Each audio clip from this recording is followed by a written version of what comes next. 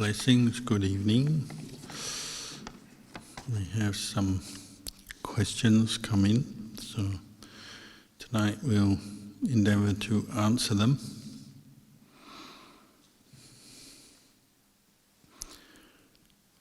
Number one. Dear Luang Por, thank you very much for your teachings and I wish you well. Ajahn Sumedho said, I think the more I am aware, my personal past seems totally unimportant and of no interest whatsoever. Doesn't mean anything actually.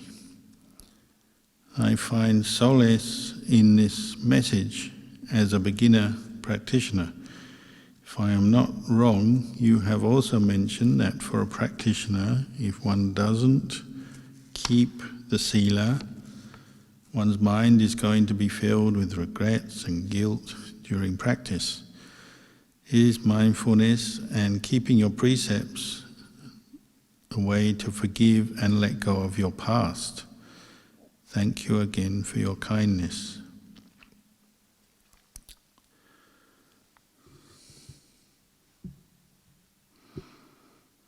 Well, yes, practicing mindfulness and keeping precepts will help you to forgive yourself and others and let go of your past.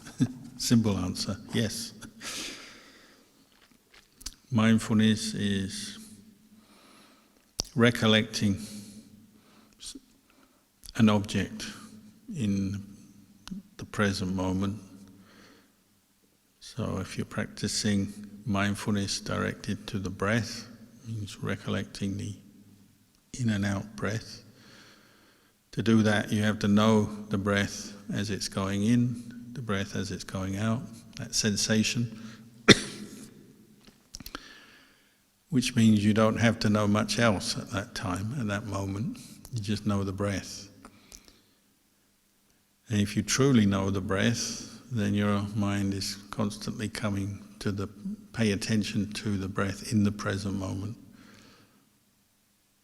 And therefore it's not dwelling in the past or lost in the past. It's not lost in thoughts of the future. And this is why practicing mindfulness of breathing, for example, it could be mindfulness of another object, but mindfulness of breathing will bring you to a state of calm, samadhi. The different factors of samadhi will arise because your body and mind relax when you're focused on the breath in the present moment. You're not distracted, you're not sleepy, you're not caught into worries and anxiety about the past or the future. So the more successfully you do that, the more effort you put in, the more mindfulness you sustain on the breath. The past doesn't matter, does it? It's the present moment that counts, that's important. The karma you make is always in the present moment. You're making karma in the present moment from moment to moment. You may have made karma in the past, but you can't change that because it's happened. The future hasn't arrived yet. So the cultivation of the Buddhist path is centered around cultivating mindfulness, clear comprehension, right effort.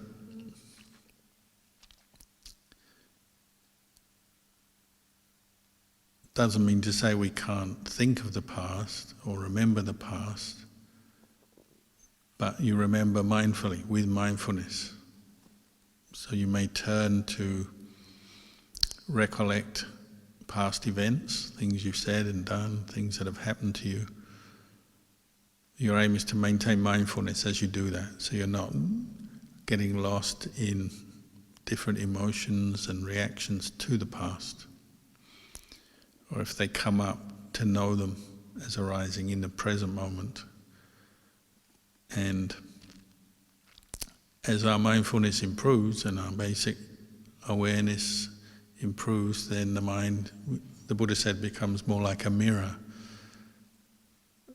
reflecting the true characteristics of experience. So seeing a thought as a thought, something, a phenomena, a mental state that arises, passes away. Feeling arises, passes away. A memory as a memory, arising, passing away.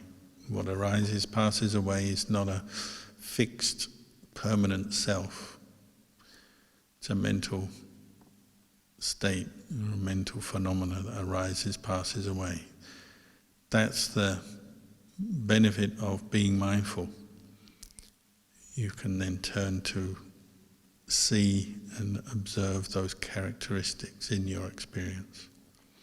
And this frees the mind from delusions, attachments, craving, grasping, ultimately from suffering.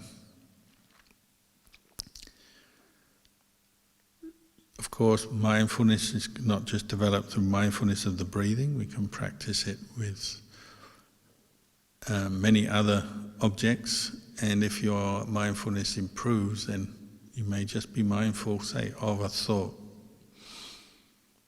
You don't have to stay with the breath all the time. So if your mindfulness is established by training with the breath, or Buddhanusati, or any of the other meditation objects which we use to develop strong mindfulness, you can then turn to be mindful of body, sensations, the body, the 32 parts as we just chanted, the 4 elements. Mindful of the impermanent nature of the body, mindful of the conditioned nature of the body, the suffering in the body, and the lack of self in this body. And the same for the mental khandhas. You can be mindful of the impermanence of feeling, of thought, and so on.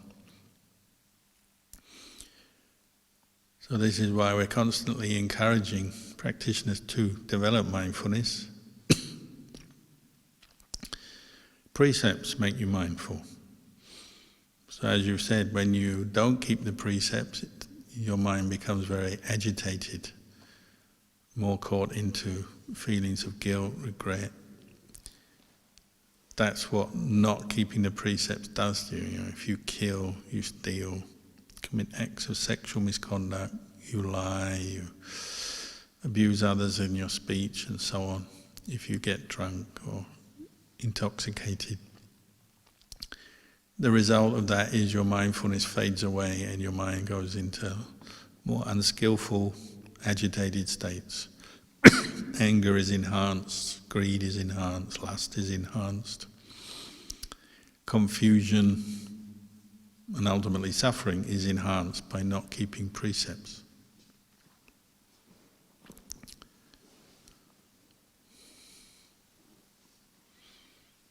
But as you train in the precepts, that requires mindfulness. It brings mindfulness up because you have to think about what you're doing, pay attention to what you're saying, what you're doing. It's not the only quality. Precepts require hiriotapa, sense of shame, requires wisdom, understanding of the consequences of not keeping precepts, and so on. There's many other qualities we develop as we keep precepts, but it requires mindfulness. So as mindfulness improves, we're more mindful of precepts, more mindful of meditation objects, more mindful of the various characteristics of physical and mental phenomena. All of this centers around and is improved by the practice of mindfulness, but actually mindfulness is for wisdom and understanding. So it's not an end in itself, it's a supportive factor for the arising of right view, right understanding of the way things are. Knowing this body and mind as impermanent, as not self, as empty. That comes through mindfulness, but the seeing of impermanence, of emptiness, that's wisdom, that's insight into the true nature of things. But it is supported by mindfulness. So the more you dwell in the present moment with mindfulness, Yes, the past is just a memory. It doesn't matter so much. You may have learned some lessons, but then you let it go. You acknowledge it and let go. You don't always have to be carrying around views of yourself based on past experience. I'm this person because this happened to me. I did something very good, I'm a good person. I did something very bad, I'm a bad person. There may be memories of past events and things you've said and done and mental states you've experienced, but you're not clinging on with delusion, with that sense of self, when you're mindful. You can let go of the past, and we should, because it's a burden to keep carrying around the past. Even the good stuff, it can be a burden on the mind. And often people suffer because they are constantly carrying around their view of the past. They want things to go back to the way they were. They want other people to know what their past was so that they can feel good about themselves again or get recognition. Do you know who I am? I am the one who 10 years ago did this, did that. Sometimes it's in the negative way. I'm a victim, I'm suffered, I'm the one who suffered so much. We carry that around with us. In many ways we develop self-view based on our attachment to the past, clinging to the past. And we do it with the future as well, don't we? Who we want to be, what we expect, how things should be, how things should go for us, what I want from this life, from my future. When this happens, then everything's going to be all right. When I get what I want, then I'll be happy. When my meditation comes together, then I'll get enlightened.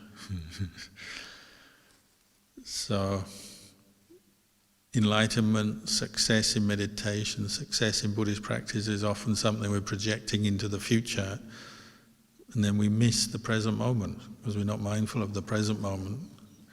We're thinking about what we're going to do next and what we want from the future.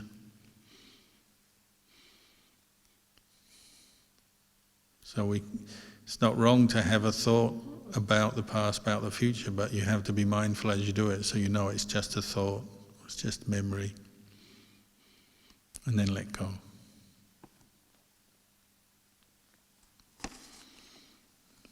Another question. Hi, Ajahn Kalyano. Actually, I have been stuck by this problem for 3 years. 3 years ago, I gradually felt that my mind is masked, and experiences a thought block. Afterwards, I felt a heavy object moving into my chest. I have seen many doctors, but it still cannot be solved until I met a person with the divine eye. She told me that it is my karma creditor, a flower spirit.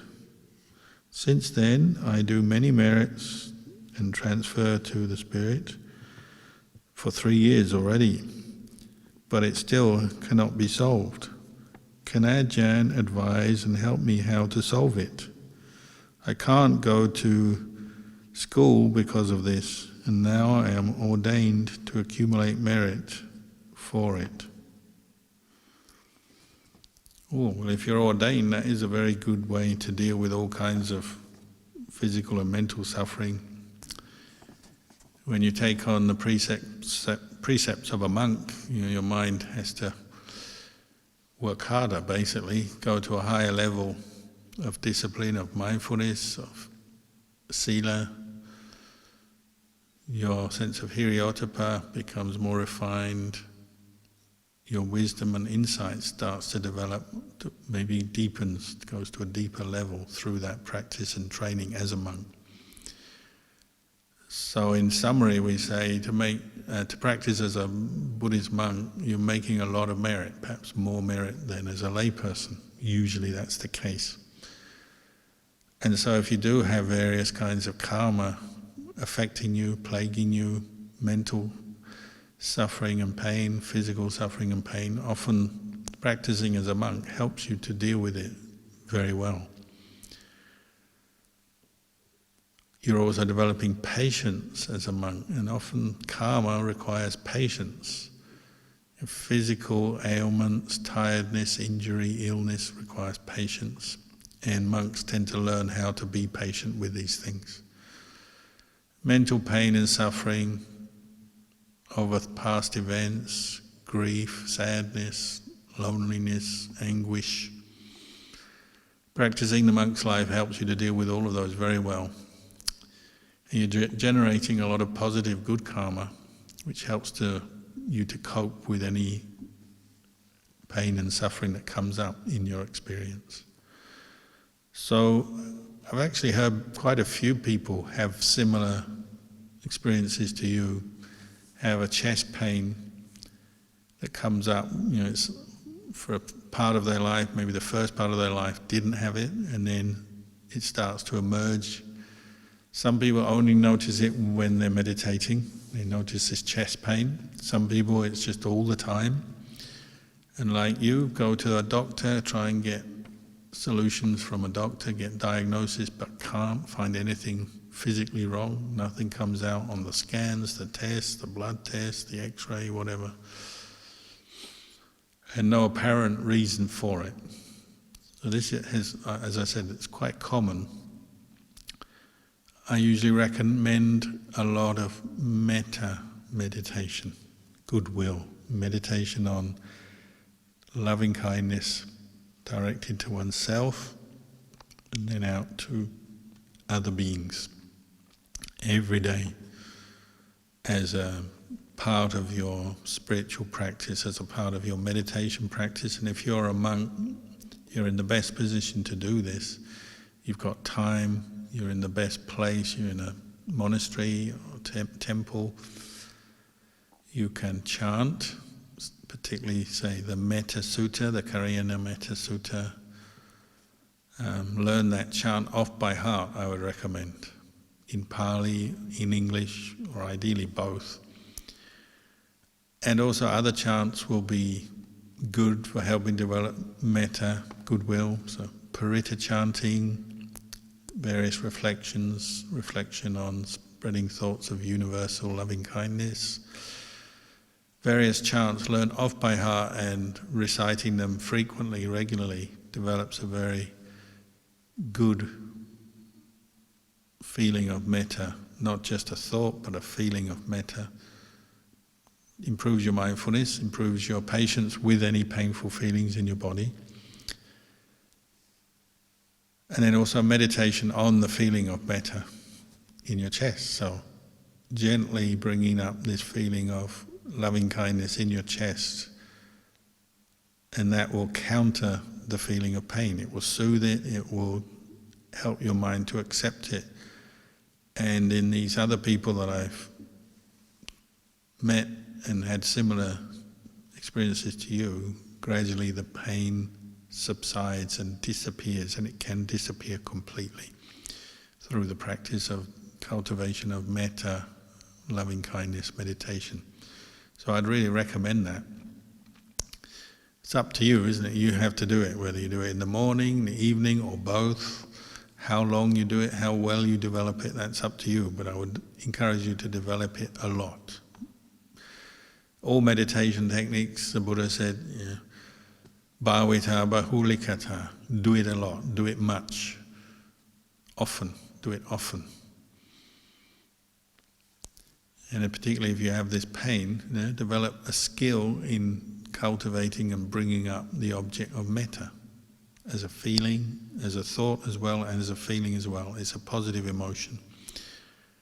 Until you can pervade your whole body and mind with metta and then send it out to others. And I think you'll find gradually that transforms your experience of this pain.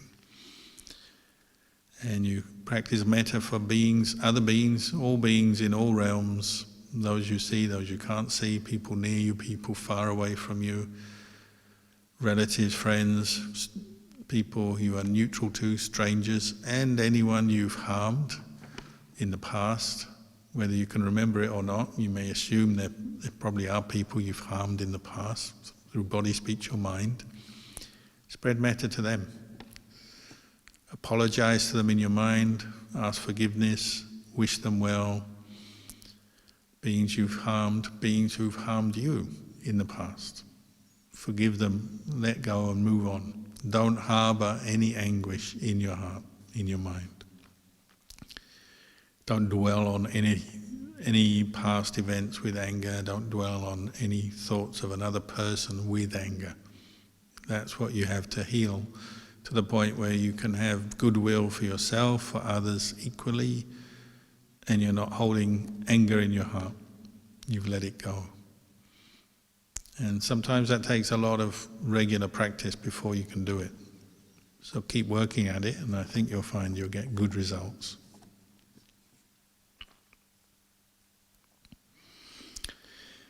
Another question.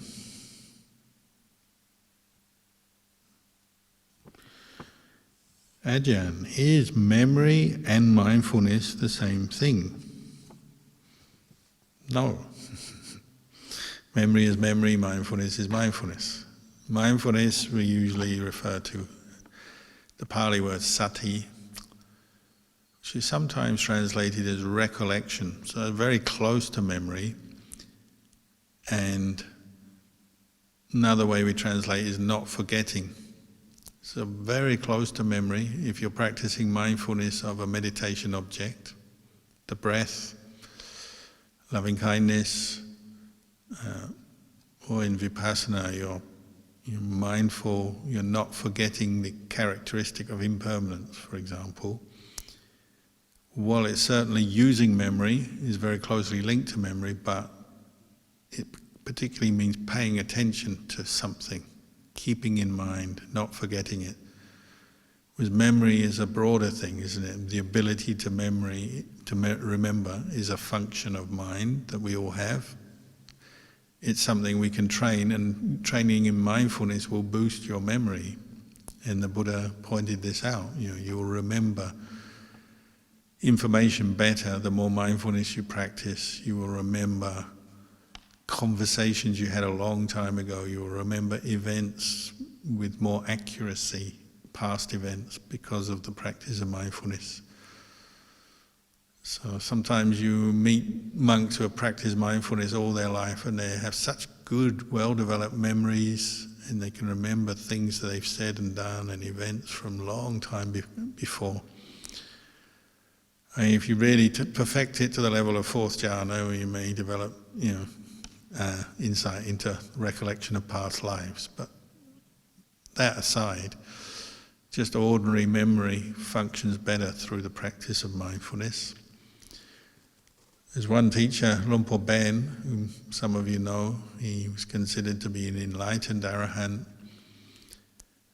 And when you talk to him, he can remember the number of monks who stayed in his monastery every year.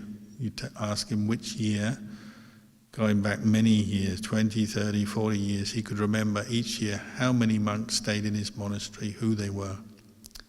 Because he had a very good memory, very good mindfulness.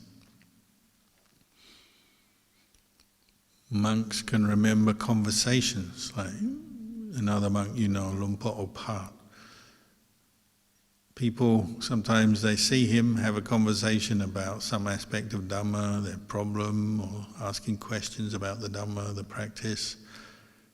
And then they go away, having had that conversation, and then they don't see him for a few years, and then they go back, meet him again, and sometimes he'll just pick up the conversation where he left off 2 years before.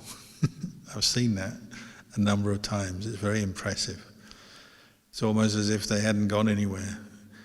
2 years is a long time, so that person probably had all kinds of experiences in their life, ups and downs, goods and bads, confusion, suffering, everything. It's as if Lumpur, with his good mindfulness, is just sitting there and he can pick up the conversation and carry on, ask them about their life, what's happening, who's who, what's what, because he has good mindfulness. So his memory is boosted or supported by good mindfulness, but they're not exactly the same thing. And we know that, even somebody with very good mindfulness, say a monk, particularly an older monk who may be starting to be affected by aging, they may lose their memory or start to lose their memory. They may still have good mindfulness, but their memory may go and they forget names, they forget things. But their mindfulness is still good. So they're mindful that they're losing their memory. And we know with Luang Por Chah this was the case, and actually many other monks. They don't suffer with the memory loss because they're mindful enough to know they're losing memory. Whereas many people who haven't trained in mindfulness, when they lose their memory, get annoyed or suffer or panic or get afraid or become sad.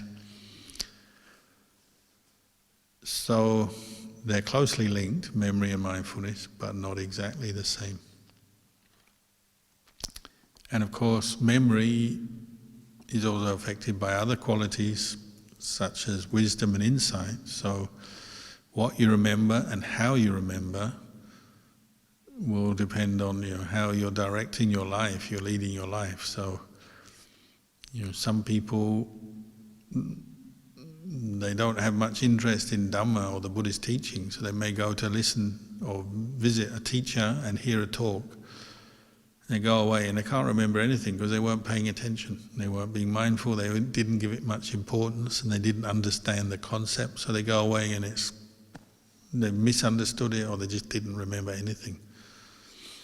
Whereas someone else who has faith, which is another factor, and they have some previous experience with the Dhamma, so they already have a foundation of some understanding and insight. They go and listen to a Dhamma talk, and it means a lot to them. They pay attention, it goes in, and it can really help them to realize some aspect of Dhamma, understand something deeper than before. And as we know, sometimes people can even gain deep insight, even become enlightened listening to Dhamma teachings. So memory is again supported by wisdom and insight, faith, other good qualities, effort. So memory can be trained, memory can be used to practice the Dhamma. But in itself it's just a function of mind, and it can disappear on us, especially as we get older, or even when you're young. You take a lot of drugs, you take a lot of alcohol, you lose your memory. You fall over, like last week there was a guy who was talking about how he fell over, cracked his head, and he lost his memory temporarily. So memory is impermanent. It can go on you, disappear on you for various reasons.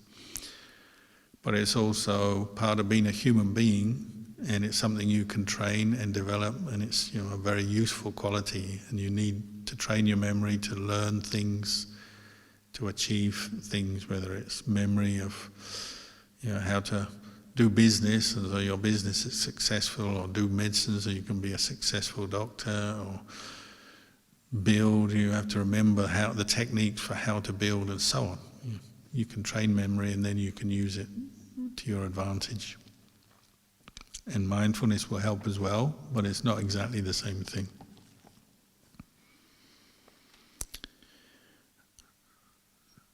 Another question.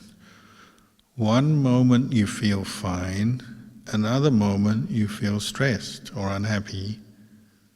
So where does the mental suffering come from? The simple answer is causes and conditions. When the causes and conditions are right, suffering can arise.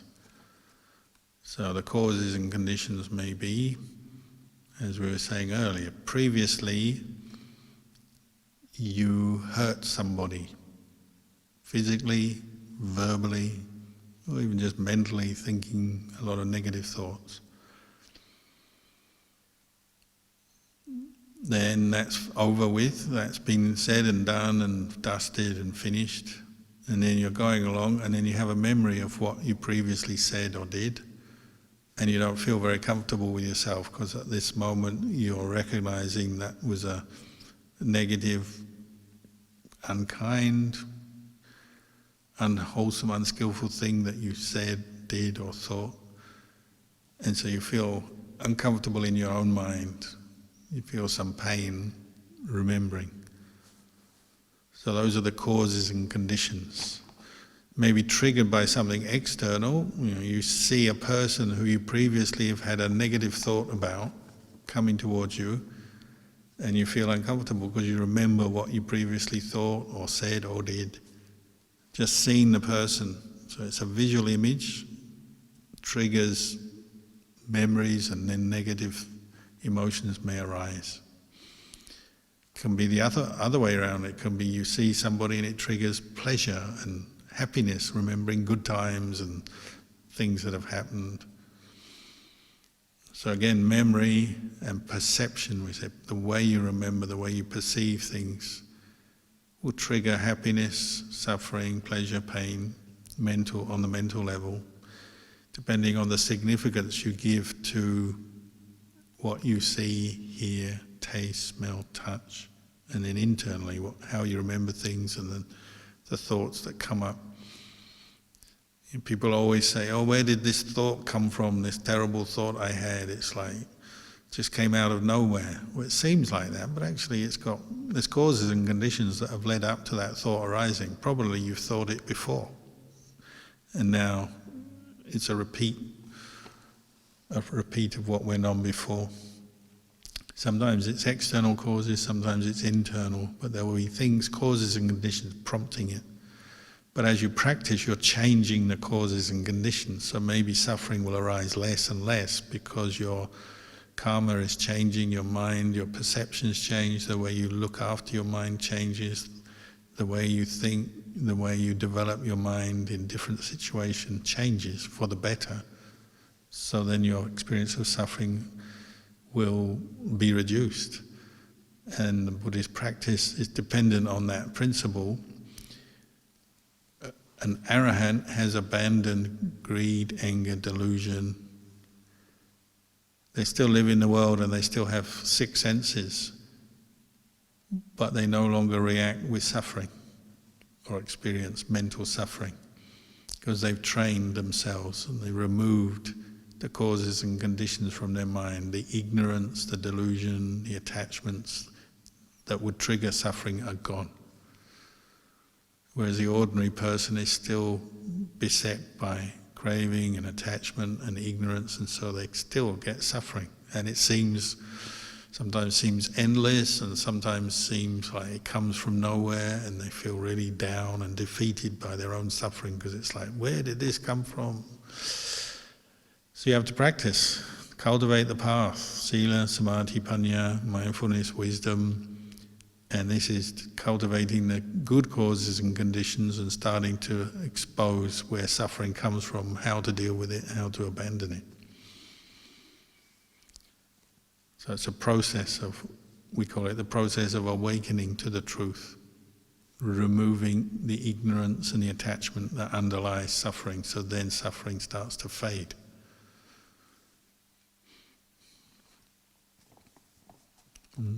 Everyone who meditates sooner or later probably has a smaller or deeper realization where they realize where they were holding on to some view of things or some way of thinking or some emotional reaction that caused them suffering. They realize what they're doing, and then they consciously, now that they're more awake, more alert, more mindful, they consciously let go.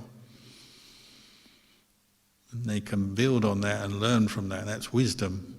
And say, oh, if I let go of this, I accept, I no longer think in that old way that brought me suffering, now I'm going to be free from suffering. And they know why they're doing it, they're seeing how that process works, so they understand what they're doing, and they let go of suffering by letting go of the cause of suffering, the craving, the attachment. That may be forgiveness of yourself or somebody else. That may be seeing the disadvantages of greed and realizing you don't need that thing you're greedy for to be happy. so you let go. Or focusing on the opposite sometimes, focusing when you're craving something, you focus on impermanence. You say, oh, that thing, it doesn't last very long. I don't really need it. It's not that great. Focusing on the disadvantages of things.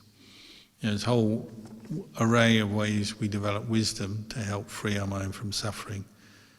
But as we practice more, well then we do it better.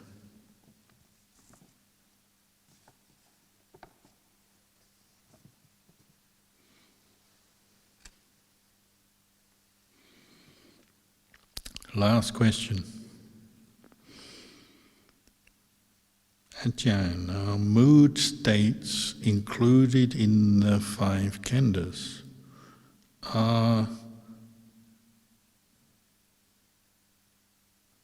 the emotions hindrances? So mood states, I guess you mean mental states, and that usually is translated loosely as the sankhara khandha, mental formations, volitional formations. So the sankhara khandha, of these 5 khandhas, the sankhara is where we make karma through volition or intentional action, first in the mind, but then expressed in speech and physical action as well.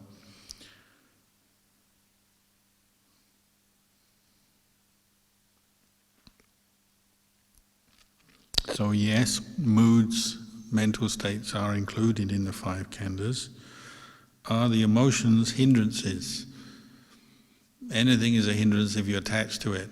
If you identify so strongly that it becomes attachment, then it can be a hindrance. So the obvious ones are the negative emotions: greed, anguish, anxiety, worry, fear, delusion.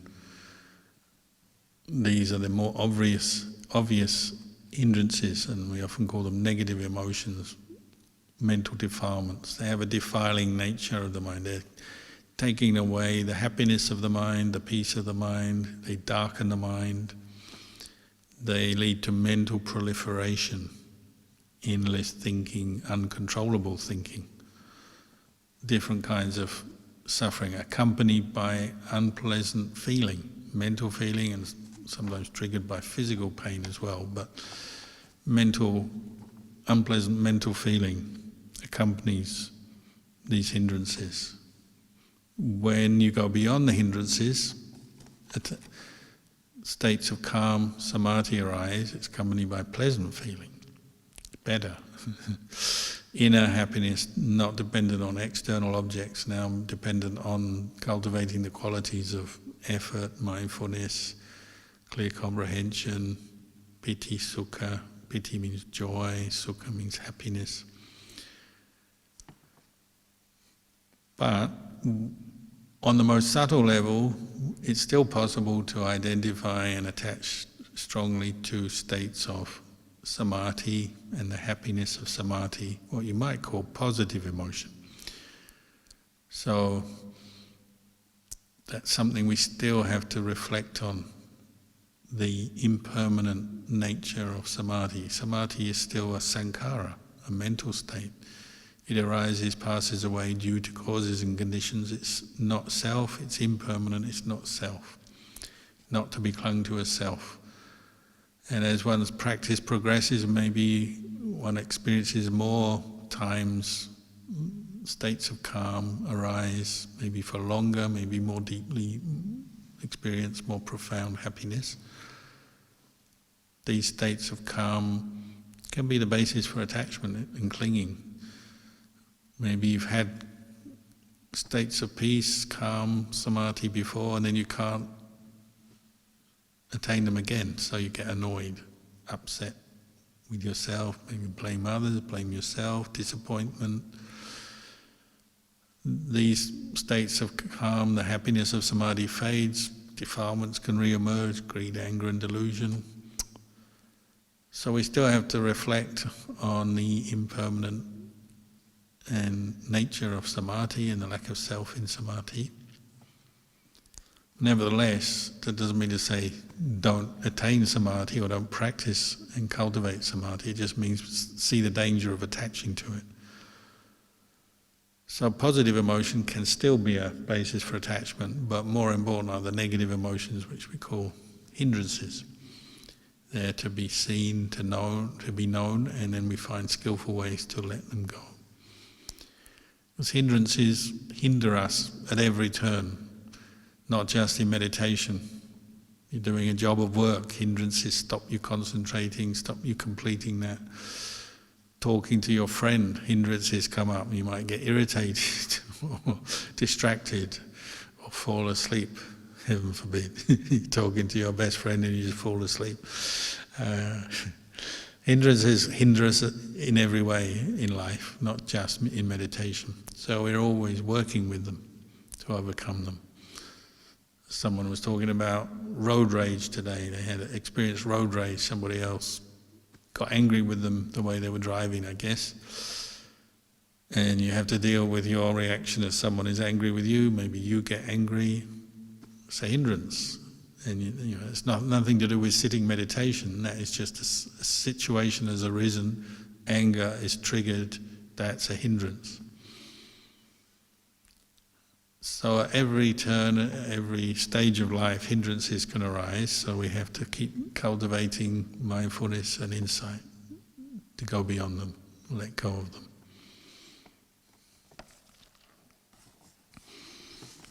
So those are today's questions. We'll leave it there and wish you well with your practice.